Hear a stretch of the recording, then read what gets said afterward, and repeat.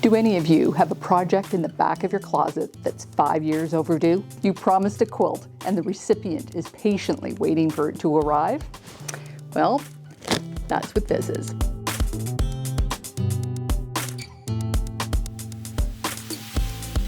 Hi, I'm Karen Brown of Just Get It Done Quilts. I give you tips, tricks, and strategies to help you make the quilt that you want to make. And if you like the channel, please hit that subscribe button. Some projects weigh heavily on your mind. 5 years ago, a member of my book club showed me 3 quilt tops that she had found in her late aunt's home. I didn't think about the condition they were in, nor that I was in the middle of moving and downsizing into a condo. I just volunteered to quilt them. I had just learned to LONGARM on a rental machine, and I was excited to have something to practice on. And then they were stuffed into my stash and have remained there for the past 5 years. Definitely not forgotten, but never seen the light of day. Last year, when I was thinking about buying a LONGARM, or rather I was cost justifying the purchase, these 3 quilts were definitely part of the equation. I rationalized that I could finally get these 3 quilt tops out of the closet, off the to-do list, and back to my friend. When I originally took these quilts from my friend, she didn't have any backstory for either the quilt tops or the fabrics.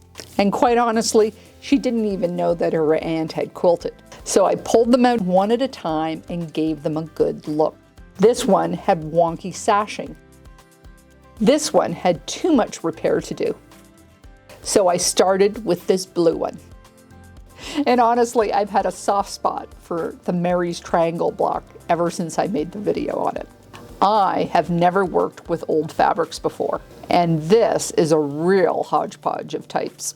Some look like dress fabrics, maybe some kitchen curtains, upholstery. Some are sateen, some have these numbers, and some of them are actually even pieced together. And the blocks are hand-pieced, but when they were sewn together, she used a sewing machine. And overall, it's fairly squarish. I spoke to a couple of quilters who do quilt restoration, and I was advised not to wash the top until after it was quilted and the fabrics and the seams secured.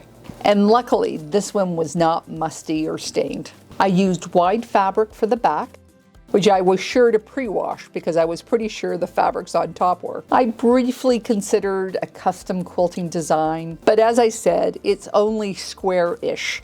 There's a lot of variety in the seams. So I chose a leafy pantograph that I purchased when I purchased my LONGARM. And I just did a row or 2 every day as a break from working on my computer.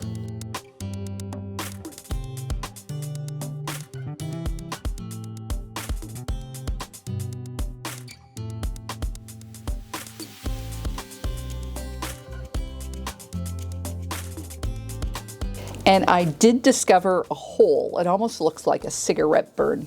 And I just covered that up with an applique hexagon.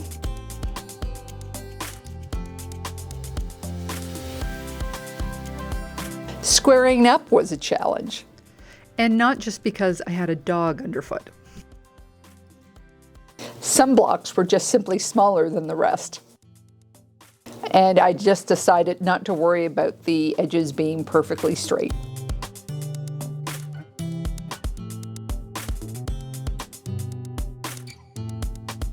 For the binding, I chose this ochre yellow fabric, which was left over from the backing of my lemonade quilt. Since yellow is on the other side of the color wheel, it really ups the intensity of those blues. Another advantage to using wide backing strip is you need a lot less of them to make your binding.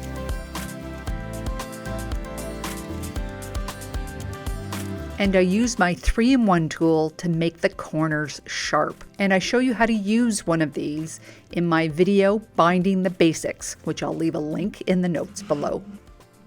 As I sit here putting the last stitches on the binding, I have to reflect on the woman that actually made this quilt top. The economy that she had in her fabrics, her understanding of color layout, and her perseverance in completing not only this quilt top, but 2 others. What if, like many of us, she just didn't have the time, space, or the expense to complete? Or maybe her hands gave out. but it was very obvious that she had found her happy place.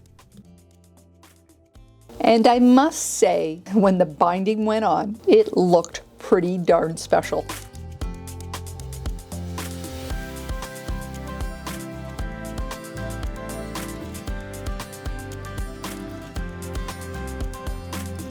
And I hope my friend will be pleased. It's better late than never.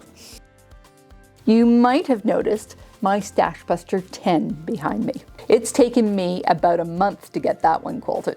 With almost every quilt, I try to do something different. And with this one, I wanted to try a double batting because I wanted a heavier quilt. And both layers were 100% cotton because that's the batting that I have. I didn't have any leftovers for an after quilt, so I chose a wide back flannel for the back. And why use one colored thread when I can use 5? Originally, I thought I would do a quick panto, but with the strong geometric elements in this quilt top, I realized that I should do better. I decided that I would do some straight line ruler work to emphasize the shape of the dark and the medium values. In the dark shapes, the lines were parallel to the long side. In the medium value shapes, they were parallel to the short side. And I really went out of my comfort zone in the inner light value blocks. And I grabbed these 2 specialty rulers, the Quick Curve Ruler by So Kind of Wonderful, and this 11-inch Fab Fan by Michael Davison. Then I experimented a little, and this is what I came up with.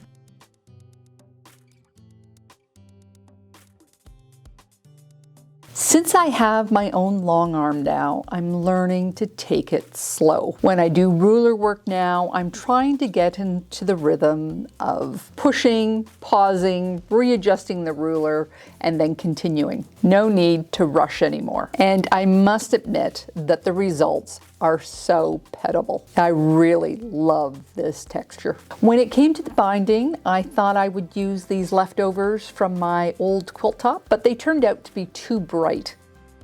So instead of buying new fabric, I decided to tea dye them. I boiled some water in a pot and then threw in about 10 tea bags and I steeped it for 10 minutes. Next, I removed the tea bags. Then I put in the fabric and let it sit for an hour. The results are a bit darker than I was intending it to be. Note to self, next time use fewer tea bags, but it actually turned out to be perfect for this quilt.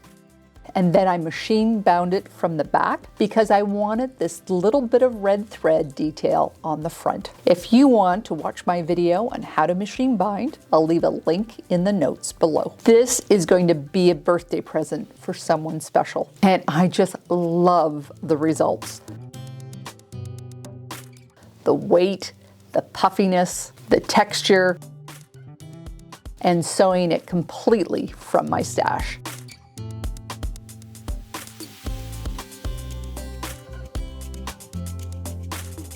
I am quite happy that I pushed myself, though that there was a couple of moments when I was quite stressed out when I was working outside my comfort zone. If you would like to try any of my Stashbuster patterns, check out my website for the free download and the link to the free coloring pages so that you can make it your way. And if you'd like to watch my Stashbuster playlist, I'm going to leave a link right here and have one of my interviews playing in the background while you're in your sewing room.